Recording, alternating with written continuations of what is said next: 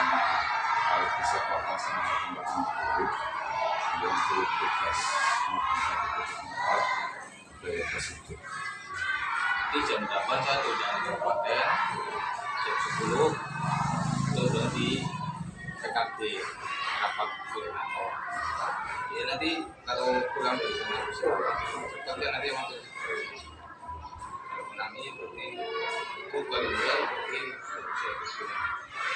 Kenapa masalah kemarin sudah dulu saya sudah izin Bapak, nanti saya bersamakan untuk bisa melaksanakan itu paparan.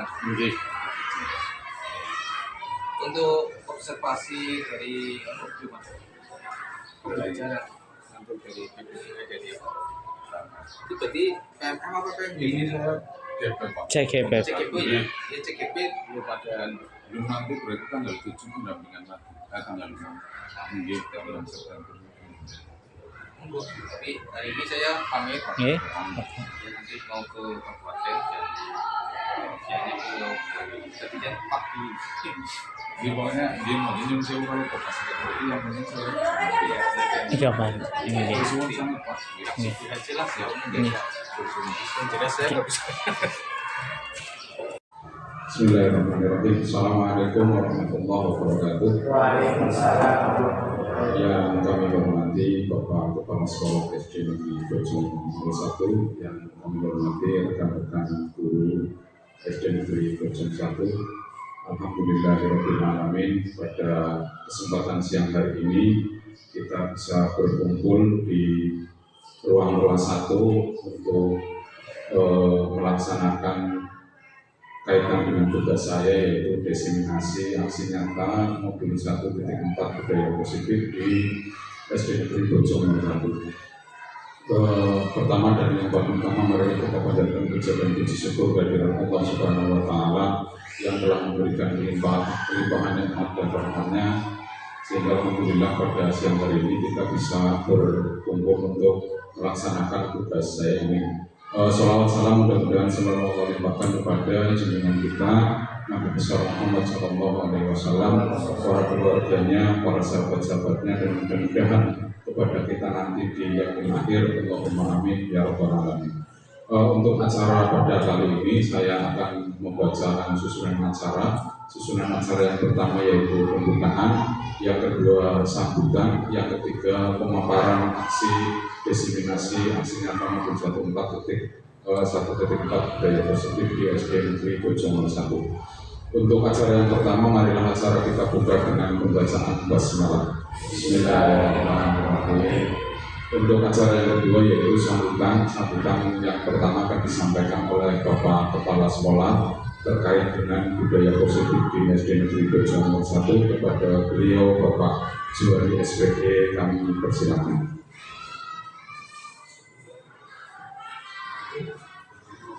Assalamualaikum warahmatullahi wabarakatuh. Bismillahirrahmanirrahim. La haula wala quwwata illa billah. Sayyidina Muhammad wabarakatuh. Yang terhormat Bapak Ketua Komite SD 71, yang terhormat Bapak Ibu Dewan Guru SD 71, yang terhormat rekan sejawat ya dari CGP Angkatan 11 dari SD Negeri Jati Barang Kidul 4, serta Pak Imam khususnya sebagai CGP Angkatan 11 yang saya hormati pula. Pertama dan paling utama, mari kita selalu bersyukur kepada Allah Subhanahu wa Ta'ala karena atas limpahan rahmat hidayah serta inayahnya kita masih diberi nikmat sehat, nikmat yang tak terhingga karena sehat. Kalau sehat, ya sebenarnya bisa dilaksanakan. Salawat serta salam terbang dilakukan pada junjungan kita Nabi Muhammad SAW yang selalu menuntun kita dari zaman jahiliyah hingga zaman ini. Bapak Ibu yang saya hormati, kami ini terkumpul-kumpul yang tadi yang lain pada jam saya pulang karena ada beberapa acara yang siang ini rapat koordinator dengan kepala sekolah, jadi kami mohon maaf tidak bisa menunggu sepenuhnya. Nanti saya serahkan sepenuhnya pada CGP Angkatan 11 Kabupaten Brebes. diseminasi aksi nyata modul 1.4 yaitu budaya positif, yang saya harapkan dengan adanya CGP ini budaya positif itu diibaskan dan dilaksanakan betul-betul di sekolah. Sebab budaya positif yang harus dilaksanakan di sekolah menurut pikiran saya banyak sekali, baik itu untuk meningkatkan iman dan takwa serta teknologi dan kreativitas dan sebagainya. Yang pertama adalah budaya positif lingkungan sekolah. Ini walaupun saya bukan CGP, tapi yang namanya budaya positif banyak sekali. Satu, melatih kejujuran anak, itu budaya positif. Melatih anak agar lingkungan sekolah bersih, itu juga budaya positif. Melatih kedisiplinan, melakukan upacara dan sebagainya, itu juga budaya positif. Melatih kejujuran pada anak pun merupakan budaya positif. Nah, dengan adanya calon guru penggerak ini, kami mengharap untuk diimbaskan kepada teman sebaya atau lingkungan sekolah, terutama pada anak-anak, karena anak-anak adalah merupakan generasi penerus bangsa, agar penanaman karakter dari SD sampai perguruan tinggi ini masih melekat dan akan terkenang oleh anak sejak kecil. Wah, saya waktu diajar oleh Pak Imam, saya selalu mendapat tugas untuk kebersihan dan lain sebagainya. Kebersihan lingkungan sekolah, kenyamanan sekolah itu pun merupakan budaya positif menurut kita ya. Jadi kami mengharap dengan adanya CGP ini sekolah kita semakin bergerak, bukan bergerak sekolahnya maju kemudian lumpuh. Sebab waktu saya di SD itu saya berniat ingin sekolahnya maju, jawabnya Anda sekolah maju lumpuh malah bergerak. Itu pengertian yang sungguh pendek ya. Hanya di serap mentah-mentah sekolah gue maju ya betul, kalau sekolah dilumpuhkan diwajibkan ya lumpuh. Tapi yang dimaksud bukan seperti itu. Jadi dengan adanya CGP ini, mohon nanti kita berharap diimbaskan pada teman-teman dan ditindaklanjuti pada siswa-siswi di 71 agar budaya positif ini benar-benar dilaksanakan, terutama kebersihan lingkungan, kedisiplinan dan sebagainya. Itu saja yang bisa saya sampaikan. Kurang lebihnya barangkali ada tutur kata yang kurang berkenan, mohon maaf yang seterusnya. Akhir kata, wassalamualaikum warahmatullahi wabarakatuh.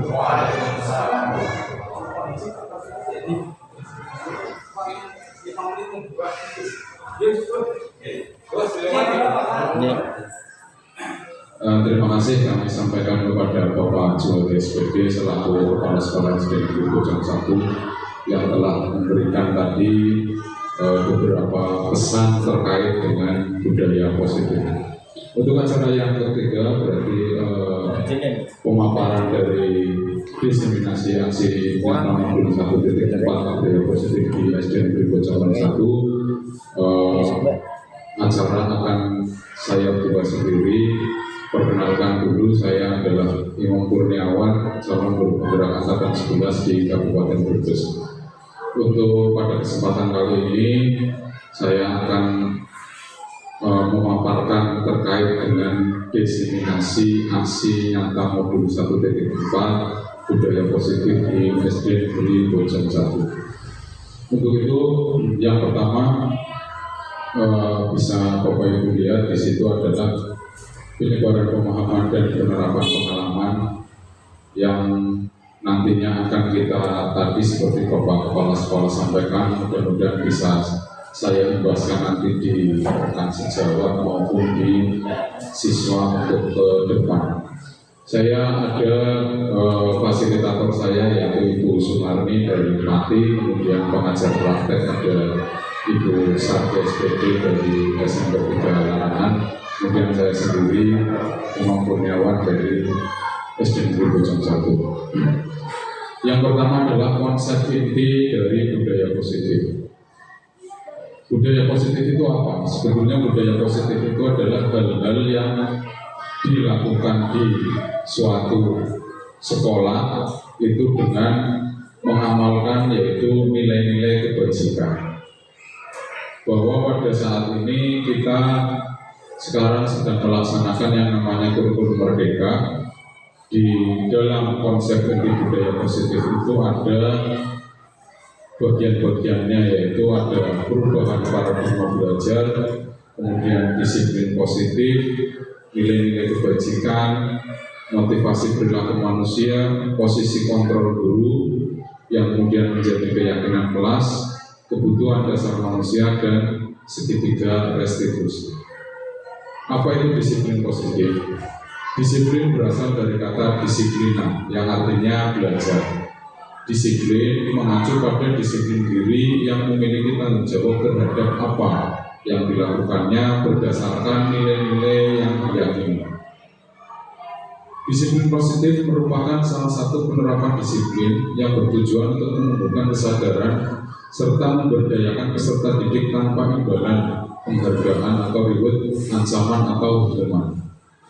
Sebagai pendidik, tujuan kita adalah menciptakan peserta didik yang memiliki disiplin diri sehingga mereka berperilaku mengacu kepada nilai-nilai kebajikan, bukan kebijakan ya, mohon maaf itu salah. Nilai-nilai kebajikan universal dan memiliki motivasi intrinsik dalam perubahan perilaku ke arah yang lebih baik. Jadi maksud dari disiplin positif ini adalah kita sebagai guru itu ketika menumbuhkan rasa disiplin kepada peserta didik, diharapkan itu tidak ada yang namanya penghargaan atau ancaman atau hukuman. Kenapa? Karena penghargaan itu akhirnya hanya akan membuat mental peserta didik kita itu menjadi kurang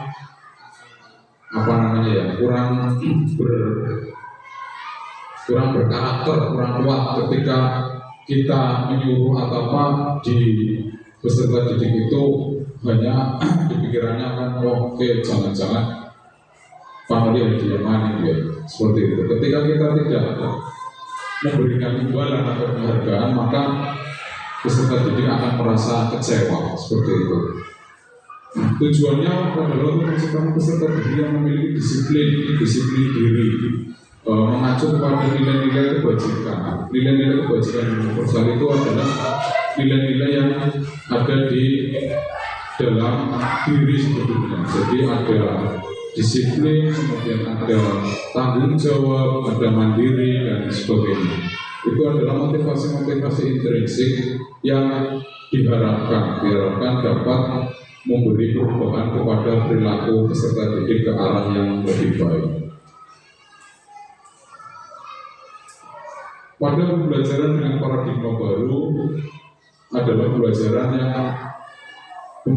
dengan paradigma baru merupakan pembelajaran yang dirancang berdasarkan prinsip pembelajaran berdiferensiasi, sehingga para peserta didik belajar sesuai kebutuhannya berdasarkan tahap perkembangan sesuai teori psikologi modern untuk mewujudkan profil pelajar Pancasila.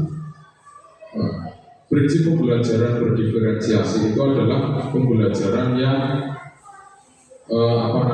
pembelajaran yang membutuhkan atau memberikan kebutuhan murid itu sebagai acuan utama untuk kita bisa memberikan pembelajaran yang sesuai dengan mewujudkan profil pelajar Pancasila seperti yang sedang digalakkan pemerintah kita saat ini, mengharapkan bahwa semua murid itu bisa menjadi paling tidak ada dimensi-dimensi profil pelajar Pancasila yang terbentuk di dalam diri mereka. Yang pertama ada beriman, bertakwa kepada Tuhan Yang Maha Esa, dan berakhlak mulia. Kemudian ada berkebinekaan global, mandiri, bergotong royong, bernalar kritis, dan kreatif. Jadi maksud dari dimensi-dimensi ini adalah ketika beriman bertakwa kita mengharapkan atau kita bisa menciptakan murid-murid yang berakhlak mulia, yang tahu bahwa mereka itu mempunyai Tuhan, mereka itu sebetulnya hidup itu hanya untuk beribadah, maunya ada tempat-tempat beribadah gitu, untuk memberikan atau untuk membuat akhlak mulia mereka. Kemudian ada mandiri. Mandiri itu penjabaran dari setiap peserta didik diharapkan agar bisa mempunyai jiwa yang mandiri, jadi tidak tergantung kepada orang lain atau tidak tergantung kepada teman-temannya atau kepada orang tua. Kemudian yang keempat ada berkebinekaan global. Mereka bisa menghargai setiap perbedaan yang ada di sekolah. Bernalar kritis, mereka bisa membentuk atau bisa berpikir bahwa ke depan itu suatu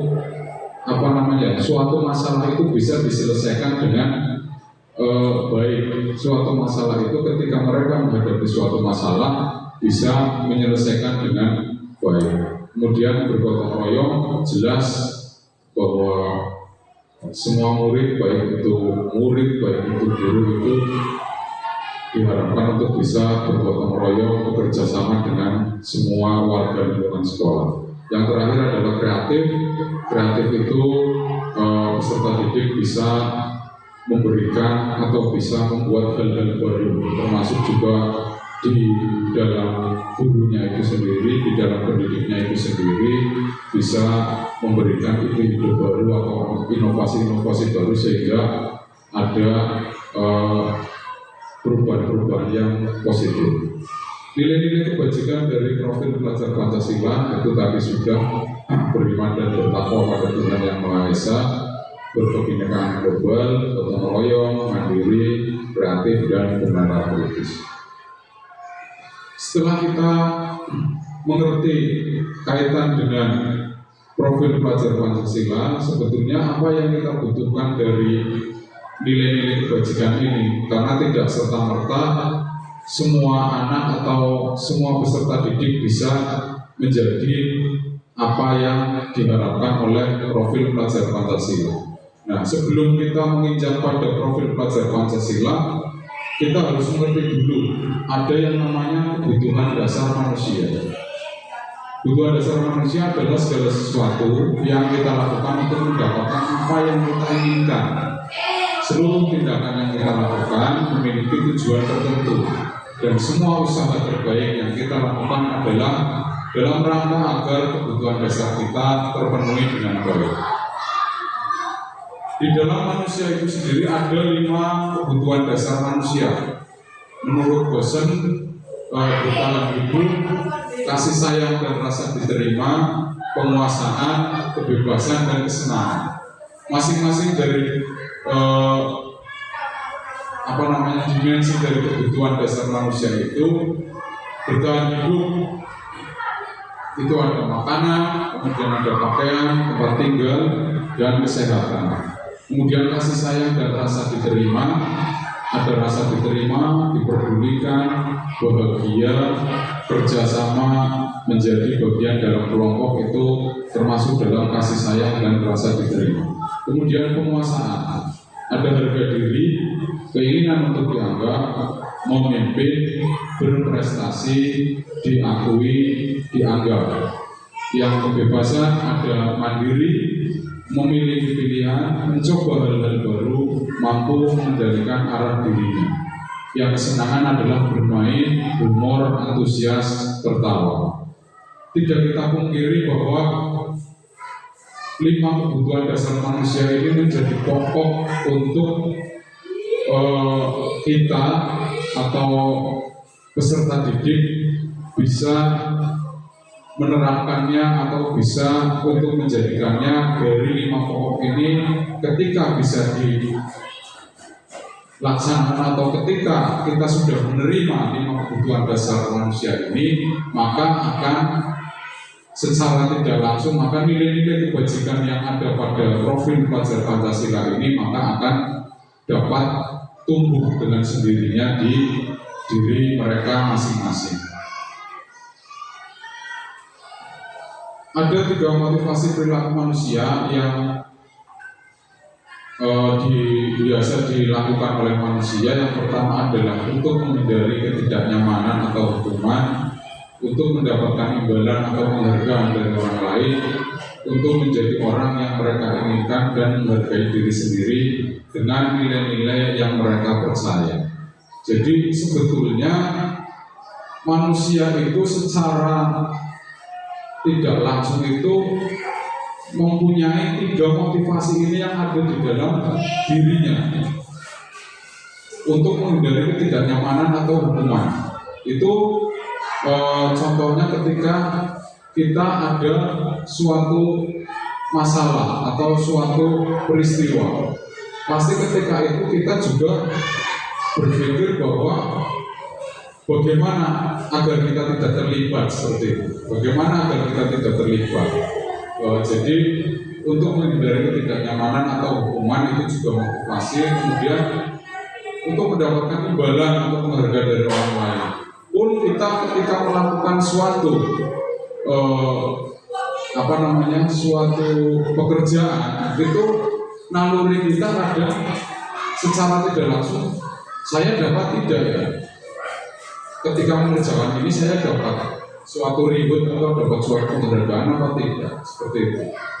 Sama dengan anak peserta didik, ketika kita suruh pun sebetulnya mereka juga ini mau dibayar apa orang ya, saya mau dikasih upah apa tidak ya, itu adalah motivasi wajar atau motivasi dari perilaku manusia. Kemudian yang terakhir, untuk menjadi orang yang mereka inginkan dan menghargai diri sendiri dengan nilai-nilai yang mereka percaya. Jadi ada kalanya kita juga menjadi orang yang memang betul-betul kekeh atau tegas dalam arti ketika kita berbeda pandangan dengan orang lain, kita tetap akan melaksanakan apa yang kita inginkan, seperti itu. Jadi merasa bahwa saya bukan merasa saya itu mau menang sendiri tidak, tetapi secara tidak langsung dia itu sudah menghargai diri sendiri bahwa saya tidak akan mengikuti mereka karena saya mempunyai penilaian sendiri, saya mempunyai cara sendiri mungkin untuk menyelesaikan sebuah masalah. Nah, dari ketiga motivasi itu di dalam kita sebagai pendidik itu ada yang namanya 5 posisi kontrol dulu. Ya, 5 posisi kontrol dulu itu ada pemantau, pembuat merasa bersalah, kemudian teman, penghukum, dan manajer.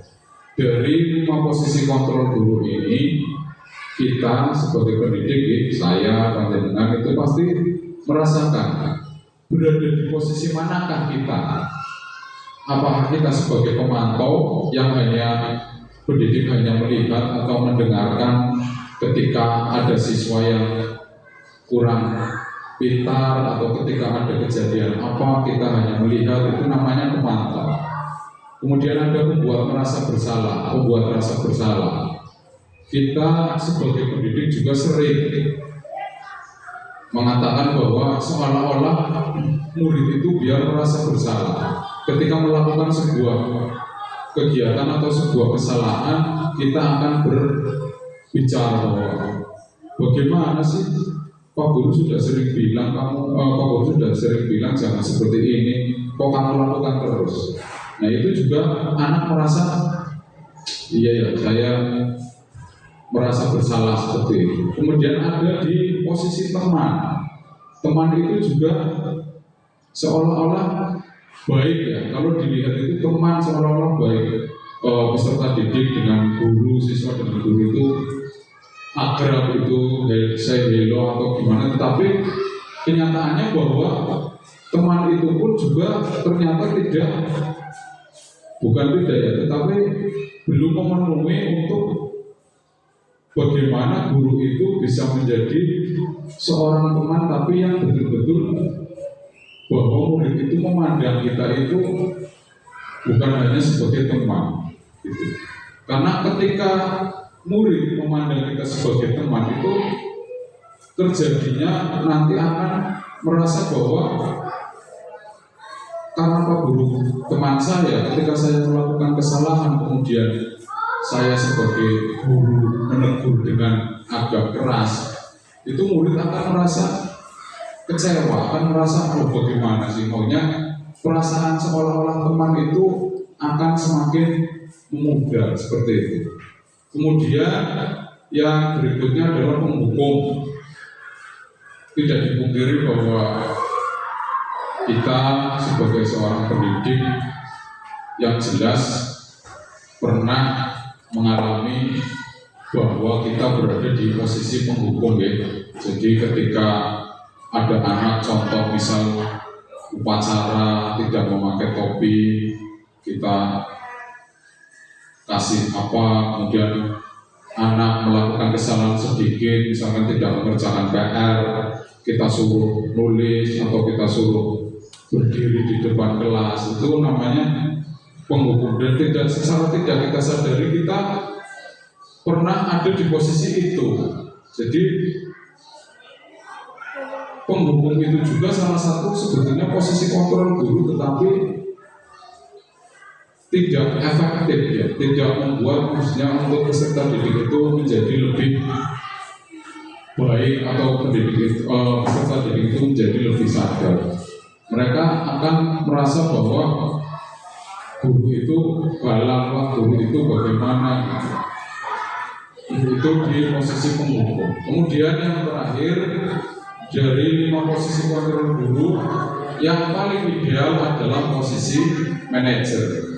Manajer itu bagaimana kita sebagai seorang pendidik itu bisa memberikan suatu pencerahan kepada murid. Jadi kita bisa membuat murid itu merasa bahwa walaupun kita itu guru, tapi mereka merasa kita itu sebagai pengayom, kita itu sebagai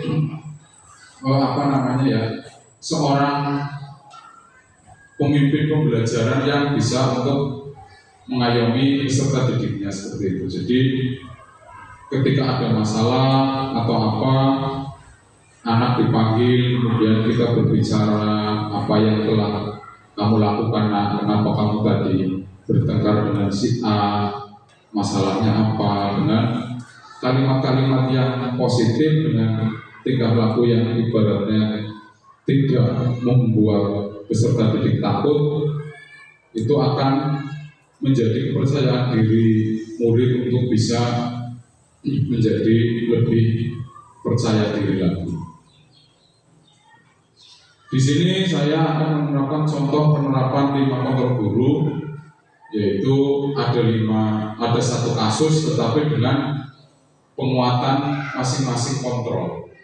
Siswa tidak memakai topi saat upacara bendera. Nah, ketika kita sebagai guru tapi di posisi kontrol penghukum, itu mesti akan memberikan hukuman kepada siswa. Kamu tidak memakai topi, hormat pada bendera selama 1 jam. Nah, itu posisi kita di situ adalah sebagai penghukum. Kemudian ketika posisi kita sebagai pembuat rasa bersalah, berapa kali ibu bapak harus memberitahu kamu selalu saja melanggar tata tertib sekolah. Itu kata-kata yang tidak kata-kata yang kelihatannya halus, kelihatannya, tapi di dalam diri peserta didik itu merasa saya gara-gara saya tidak pakai topi dan sebagainya, itu yang akan membuat siswa itu merasa bersalah. Kemudian teman dari kasus ini, ketika kontrol guru itu sebagai teman, guru itu bilang, ayo dong ikuti aturan sekolah. Ya sudah, tidak apa-apa, lain kali jangan diulangi lagi. Nah, itu kan seolah-olah santai itu bicara dengan peserta didik itu, merasa tidak ada hal yang perlu yang perlu diperbaiki gitu. Jadi hanya ya sudah, kalau tidak memakai topi ya masalah, yang penting besok jangan diulangi lagi, itu seperti itu. Kemudian dari kontrol yang berikutnya ada pemantau. Kamu sudah melanggar peraturan sekolah, kamu tahu konsekuensinya. Setelah upacara kamu beri topi di koperasi dan jangan diulangi lagi. Nah, itu kan maksudnya pemantau di situ kan setelah bertanya dengan peserta didik, kemudian memberi perintah untuk membeli topi, apakah perintah itu dilaksanakan atau tidak. Itu kita sebagai kontrol pemantau itu akan melihat bahwa oh si anak tersebut ternyata tidak mematuhi saya, atau oh si anak tersebut ternyata beri topi betul, itu kan berarti kita melihat bahwa anak itu apakah sudah memenuhi dengan apa yang kita inginkan atau belum. Kemudian yang terakhir adalah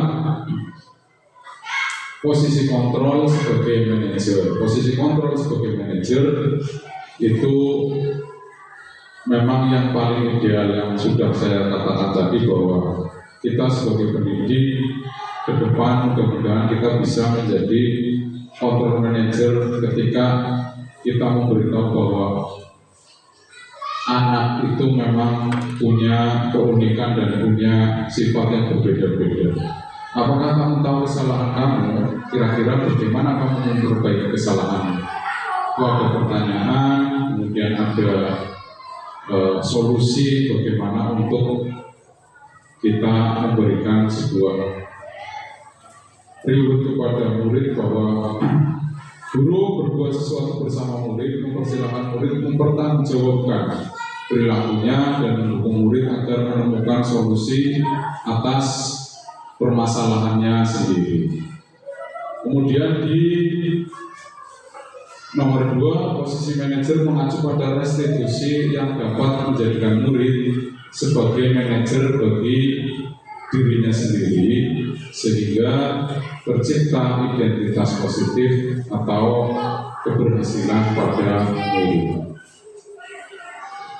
Setelah kita mengetahui kontrol guru, kemudian kita jabarkan di dalam kelas, maka kita akan menemukan yang namanya, atau kita akan bisa membuat yang namanya keyakinan kelas. Nah, di sini kenapa keyakinan kelas, kenapa bukan peraturan kelas? Karena keyakinan kelas itu dibuat berdasarkan kesepakatan antara guru dan siswa di kelas, bersifat universal atau umum. Nah, kalau yang peraturan biasanya dibuat oleh guru atau bersifat satu arah. Jadi biasanya kalau peraturan kita hanya sebagai pendidik masuk, kemudian kita buat peraturan, kamu tidak boleh makan di kelas, kamu tidak boleh membuang sampah sembarangan dan sebagainya. Itu kan aturan-aturan yang mungkin bersifat satu arah. Tetapi ketika aturan itu dibuat kesepakatan, maka akan menjadikan sebuah keyakinan kelas. Keyakinan kelas itu kan biasanya diimbangi dengan kata-kata kebajikan. Ketika anak membuang sampah di kelas, bagaimana kita membuat keyakinan itu bahwa diganti menjadi misalkan jaga kebersihan. Kemudian ketika anak tidak atau masuknya terlambat, itu kita bisa membuat kata-kata disiplin. Itu kan sebuah keyakinan yang dibuat berdasarkan peraturan seperti itu.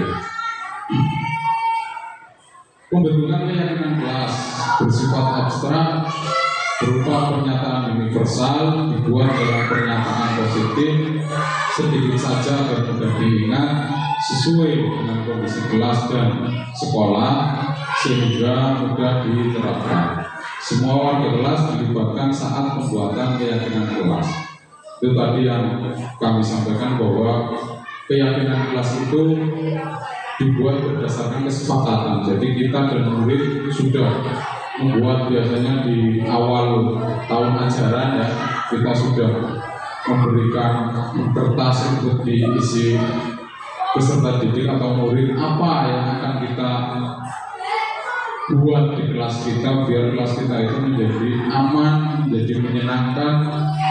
Itu salah satunya adalah dengan membentuk keyakinan kelas. Nah, keyakinan kelas itu dibuat juga dengan pernyataan-pernyataan yang positif tadi, jadi nilai-nilai kebajikan, kemudian kata-katanya tidak usah panjang-panjang, ya, tidak usah, jangan buang sampah di atau apa.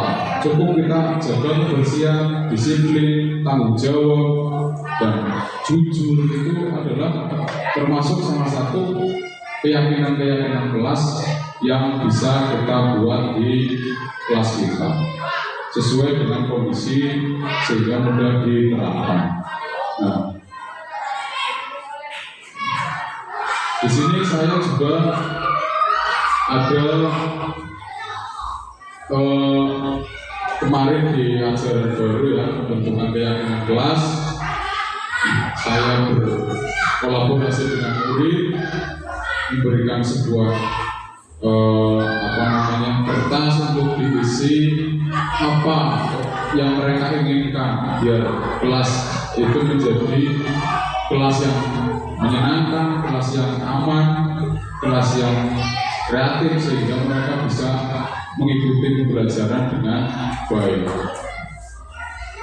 Setelah kita membuat kesepakatan atau membuat kesepakatan kelas, ternyata ada 5 yang bisa kita jadikan sebuah keyakinan kelas. Yang pertama adalah disiplin. Datang tepat waktu setiap pagi dan setiap pagi datang tepat waktu dan setelah istirahat juga harus sesuai waktu. Kemudian bertanggung jawab menyelesaikan tiap tugas dan selesai tepat waktu. Jujur, selalu mengutamakan kejujuran. Kemudian mandiri,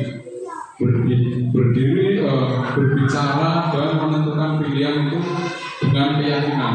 Kemudian kebiasaan positif itu ada senyum, sapa, salam, sopan dan santun terhadap guru, teman, dan lingkungan di sekolah. Jadi harapan saya sebagai guru ketika sudah membuat keyakinan kelas ini bisa dilaksanakan oleh guru dan oleh semua peserta didik yang ada di kelas, karena itu akan menjadikan kelas kita menjadi sebuah kelas yang menyenangkan, yang aman, yang membuat peserta didik itu merasa betah, tidak bolak-balik minta pulang, tidak bolak-balik minta istirahat.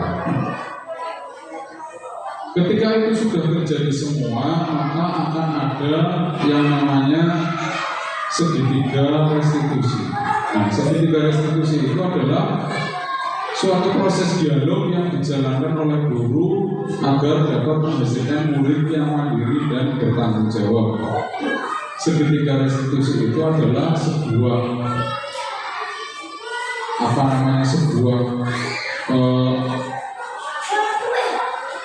kalau bisa dibilang alat ya untuk bisa ketika ada suatu masalah bisa menyelesaikan masalah itu adalah suatu proses dialog yang dijalankan oleh guru agar dapat menghasilkan murid yang mandiri dan bertanggung jawab. Ketika ada suatu masalah, guru bisa menerapkan segitiga restitusi itu. Ada 3 hal terkait dengan segitiga restitusi, yaitu yang pertama adalah menstabilkan identitas, kemudian memvalidasi tindakan yang salah, kemudian yang ketiga menanyakan keyakinan. Yang pertama, menstabilkan identitas.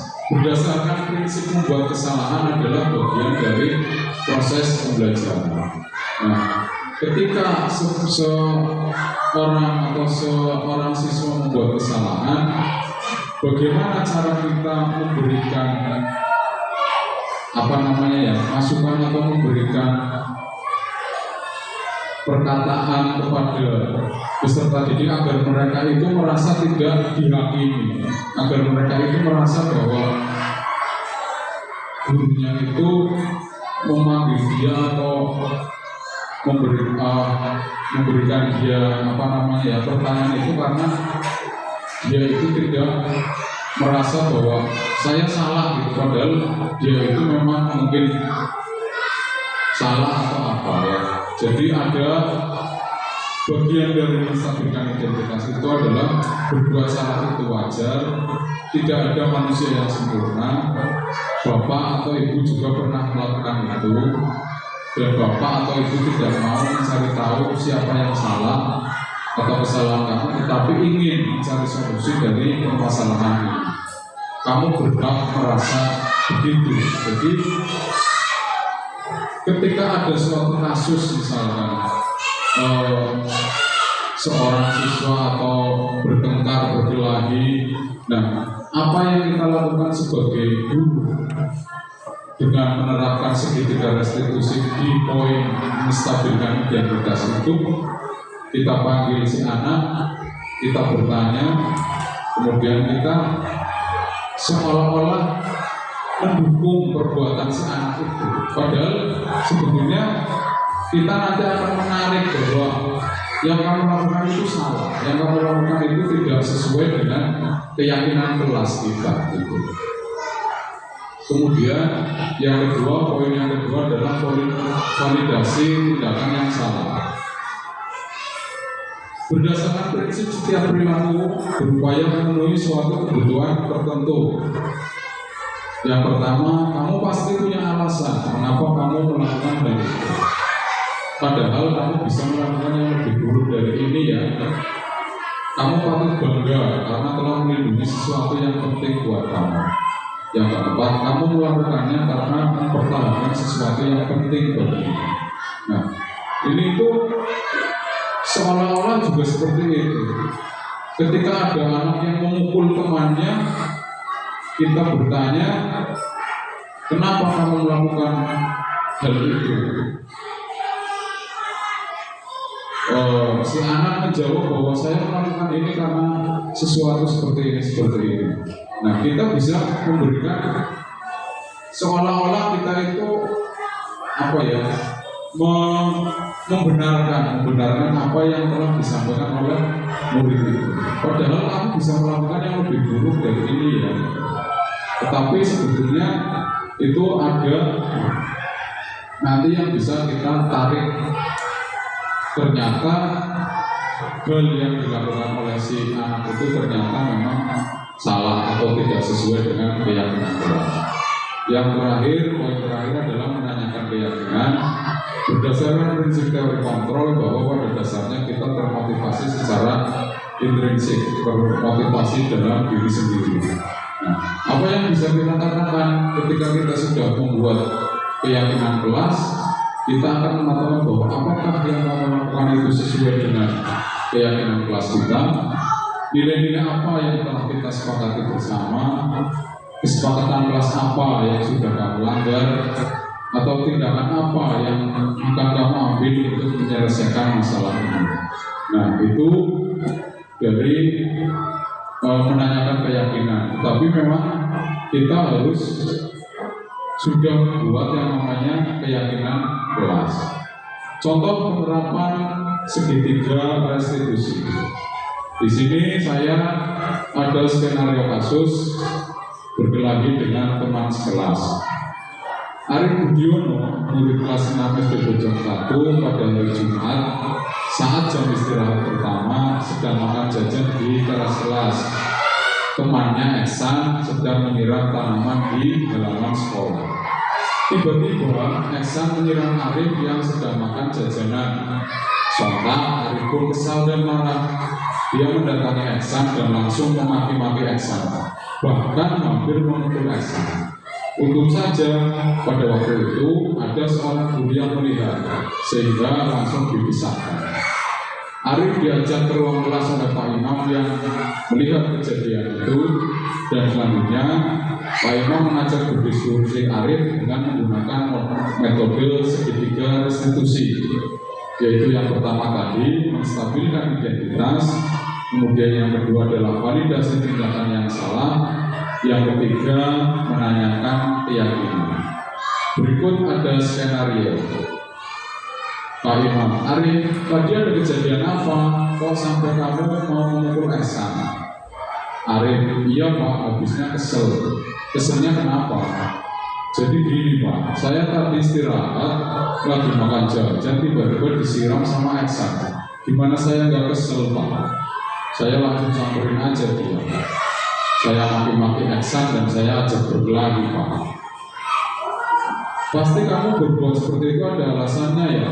Itu tadi yang masuk dalam menstabilkan identitas. Ya iyalah Pak, masa saya diam saja? Orang saya lagi makan kok disiram. Ya wajar lah kamu marah karena kelakuan Aksan. Bapak sangat menghargai tindakan kamu yang tidak lebih dari berbuat itu. Misalnya memukul. Sekarang coba kita pikirkan, apakah tindakan kamu sudah sesuai dengan keyakinan sekolah kita? Itu di sini Pak Imam itu mencoba memvalidasi tindakan bahwa tadi menghargai tindakan kamu itu seolah-olah membenarkan si Arif mau memukul Aksan itu ya. Tetapi di situ ada yang tidak lebih.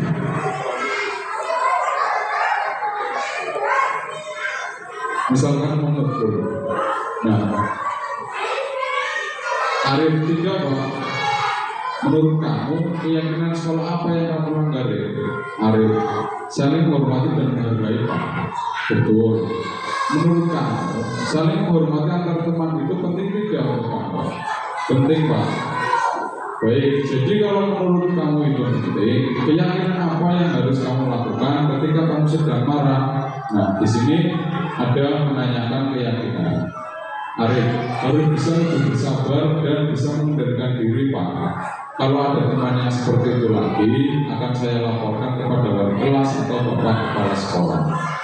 Nah, di situ di dalam dialog ini sudah menerapkan segitiga restitusi yang mana ada menstabilkan identitas, kemudian ada memvalidasi tindakan yang salah, kemudian yang ketiga ada menanyakan keyakinan. Contoh dari proses segitiga restitusi, skenario kasusnya.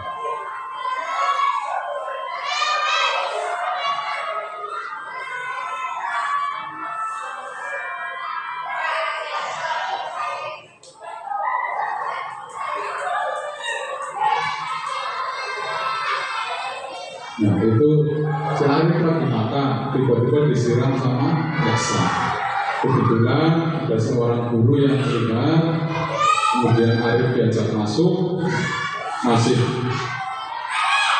marah seperti itu, ya kemudian di dalam kelas itu dilakukanlah yang namanya segitiga restitusi. Jadi murid diajak berdialog dengan guru, menanyakan identitas, validasi tindakan, dan menanyakan keyakinan.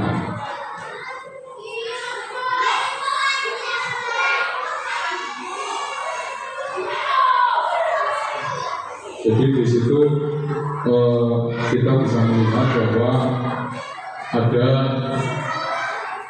suatu contoh kasus yang menerapkan segitiga restitusi.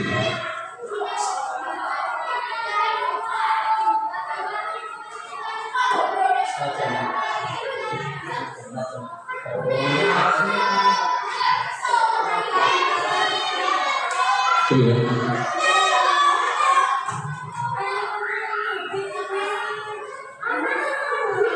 Kita bisa melihat dan mungkin ini bisa diterapkan ketika Bapak Ibu mengalami hal yang sama, ketika ada murid-muridnya yang mengalami masalah yang karena bukan hanya misal berkelahi, kita bisa menerapkan segitiga restitusi itu ketika murid kita juga ada yang sering telat, kemudian ada kasus misalkan mengambil barang orang lain, itu juga bisa kita terapkan segitiga restitusi.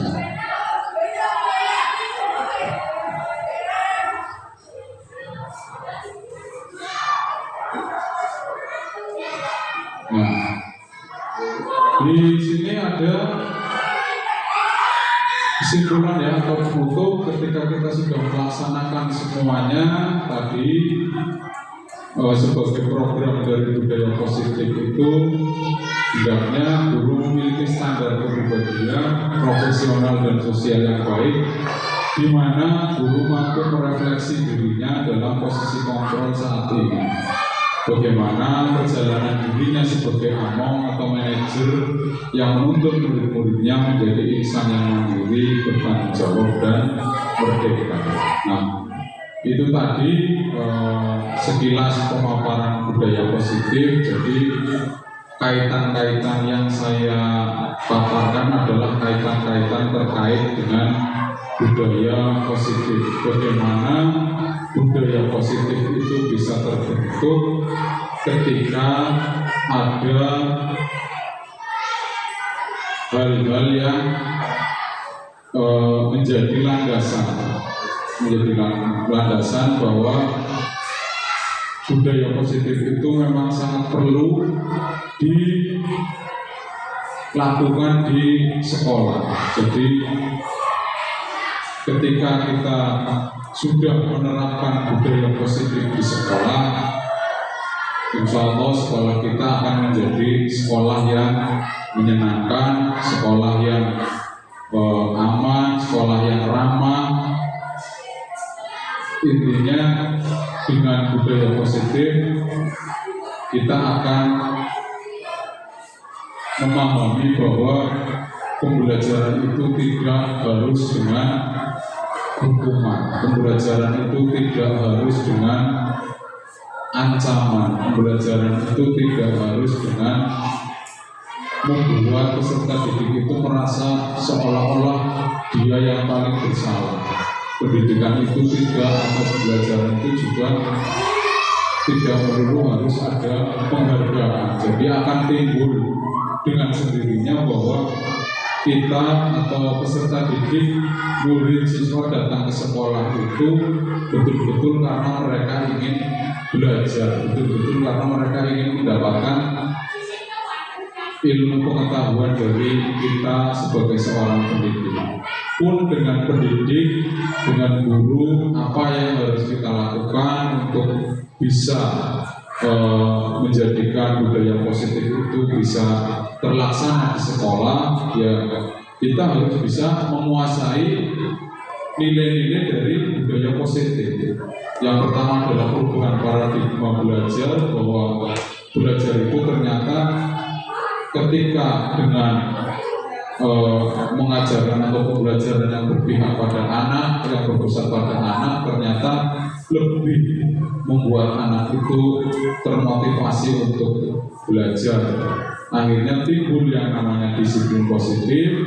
Dari disiplin positif itu kemudian ada nilai-nilai kebajikan, nilai-nilai kebajikan yang akan terwujud ketika kita sudah menerapkan disiplin positif. Ada kita mengerti bahwa ternyata manusia itu juga mempunyai perilaku-perilaku yang seperti ini. Kemudian bagaimana kita sebagai seorang guru harus bisa mengontrol, harus bisa mengetahui posisi kita itu di mana. Nah, yang tadi posisi kontrol guru itu yang paling ideal yang mana? Itu seperti itu. Kemudian setelah kita mengetahui itu, kita bisa menerapkan di kelas.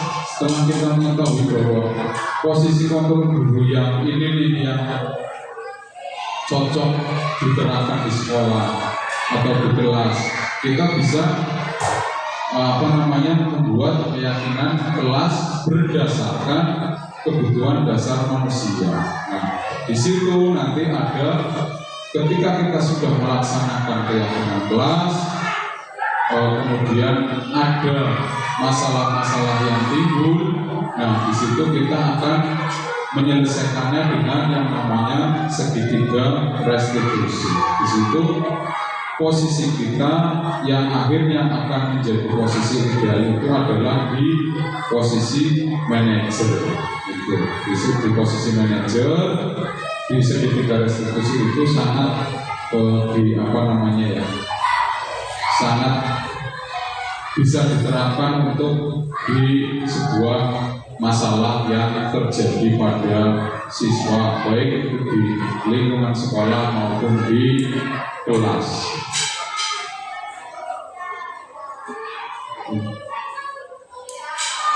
Jadi itu yang bisa saya sampaikan terkait dengan budaya positif. Kurang lebihnya mohon maaf, saya akhiri.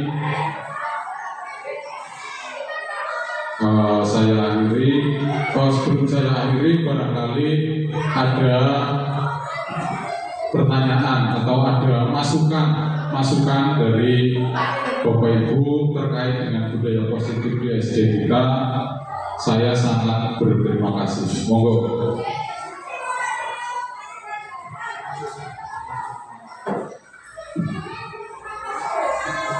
Ya, terima kasih kami sampaikan atas kesempatannya kepada Bapak Imam Kurniawan selaku CGPK Angkatan 11 di SD Negeri Broto 1 ini.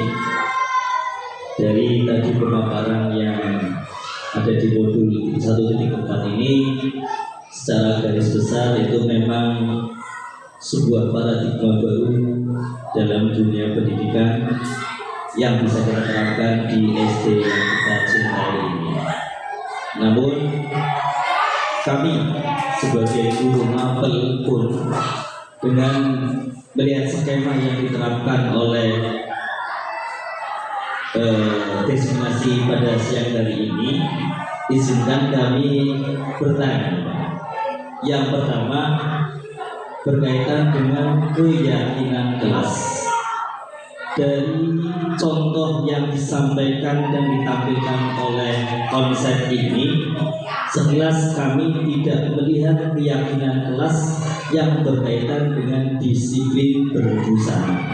Karena kita lihat sendiri banyak di SD kita ini yang nuwun sewu secara berbusana, anak-anak kita ini masih banyak yang perlu kita olah supaya benar-benar berbusana yang rapi. Contoh di kelas tinggi, di kelas rendah itu masih kita sering mendapati anak-anak yang seragamnya tidak dimasukkan. Nah, di kesepakatan kelas atau kegiatan kelas tadi kami belum menjumpainya. Nah, mohon ke depannya, karena aji rogo soko busono, karena sifatnya manusia itu bisa dinilai dari cara berbusananya. Oleh karena itu, mohon nanti kepada guru kelas kita buat kesepakatan tentang keseragaman atau tata cara berseragam yang baik. Kemudian pertanyaan yang kedua untuk Pak Imam, tadi kita mendengar destinasi hari ini itu sangat membuka pikiran kami. Hanya saja dari 5 kontrol guru yang kita dengarkan tadi, sisi paling utama adalah sisi manajerial. Berarti guru menjadi seorang manajerial. Namun pada hakikatnya 4 kontrol sebelumnya juga masih sering bermunculan kita gunakan. Oleh karena itu, prosentase yang bagaimana agar guru bisa menerapkan, paling tidak mengarah dari kontrol 1 ke kontrol berikutnya, perlu waktu berapa lama untuk bisa menjadi manajer yang sangat mumpuni. Karena kaitannya dengan pertanyaan saya yang nomor 3 itu, bagaimana kalau konsep-konsep tentang segitiga restitusi ini kita terapkan dalam berbagai kasus, bukan cuma kasus perkelahian saja. Artinya biar kami jadi guru itu ketika sudah ada panduan utamanya, kita langkahnya tidak keliru, tidak berpandangan dengan satu arah dari pemikiran yang kita miliki saja. Kalau sudah ada konsepnya akan lebih bagus, itu menurut saya. Terima kasih, kami sampaikan. Terima kasih sekali dari Pak Ilham Salis, guru Mapel Pendidikan Agama Islam di SD Bojong 1, terkait dengan pertanyaan dan mungkin menurut saya itu juga masukan yang sangat bagus sekali. Kita melihat yang pertama tadi adalah di kebutuhan dasar manusia. Kembali lagi ya Pak ya. Jadi kebutuhan dasar manusia itu memang ada bertahan hidup, di situ ada makanan, pakaian, tempat tinggal, keamanan dan kesehatan. Nah, yang seperti Pak Ilham sampaikan tadi bahwa ketika kita mau bertahan hidup dengan nyaman, dengan aman, istilahnya dengan sesuatu yang ideal, ya. Tadi pada keyakinan kelas kita memang belum ada yang namanya disiplin berpakaian. Nah, keyakinan kelas itu bisa dibuat dengan berkolaborasi, Pak. Berkolaborasi dengan kepala sekolah terutama, kemudian dengan teman sejawat, dengan lingkungan sekitar, dan dengan siswa itu sendiri. Jadi ketika tadi yang disampaikan Pak Ilham bahwa memang disiplin berpakaian, bagaimana kita akan menerapkan disiplin berpakaian atau ada kesepakatan dalam berpakaian itu, mari nanti kita berarti bisa bermusyawarah, berkolaborasi dengan Bapak Kepala Sekolah, dengan teman-teman guru-guru kelas yang lain, bahwa kita akan maunya menjelaskan bahwa ini loh namanya yang bocah sekolah, anak sekolah itu berpakaian harus seperti ini, harus sesuai dengan aturan. Nah, itu yang juga akhirnya mengerucutnya pada aturan di sekolah kita, karena aturan di sekolah kita ternyata juga belum ada, tidak ada ya yang namanya siswa harus memakai ini, tidak boleh celana cingkrang atau apa, tidak ada.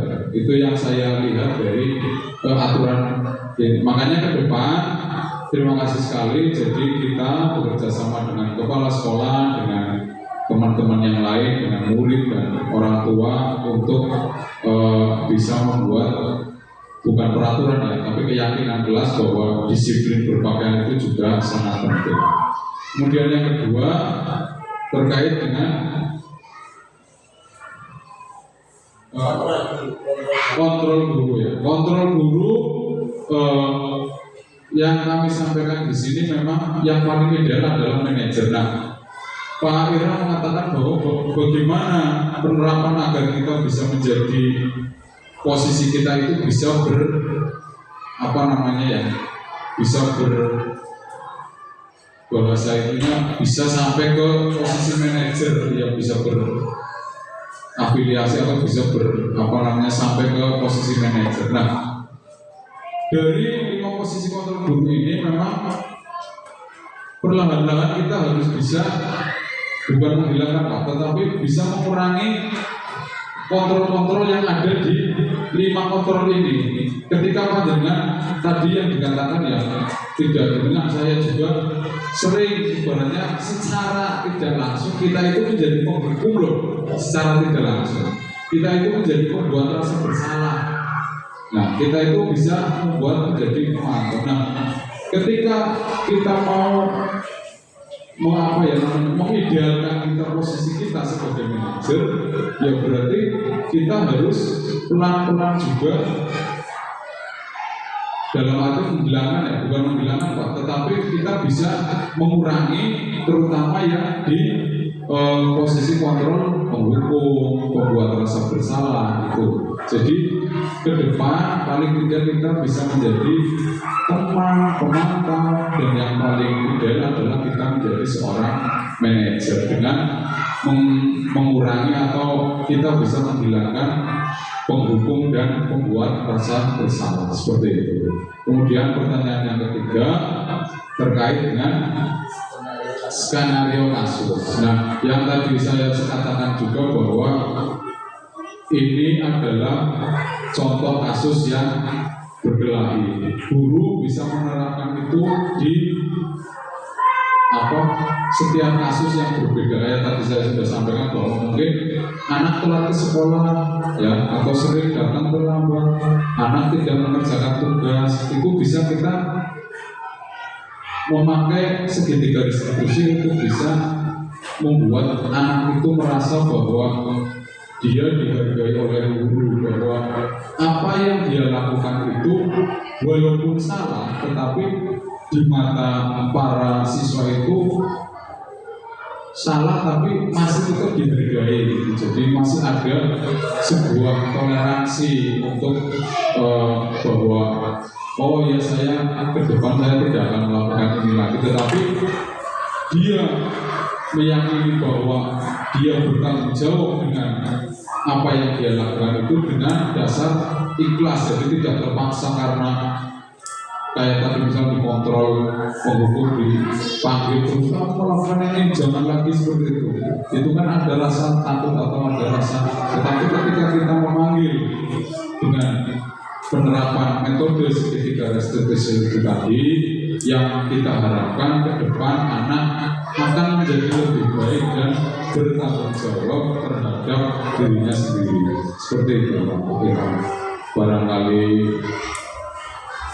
ada salah atau masih kurang itu, kami juga tetap mohon masukan dari teman-teman yang lain.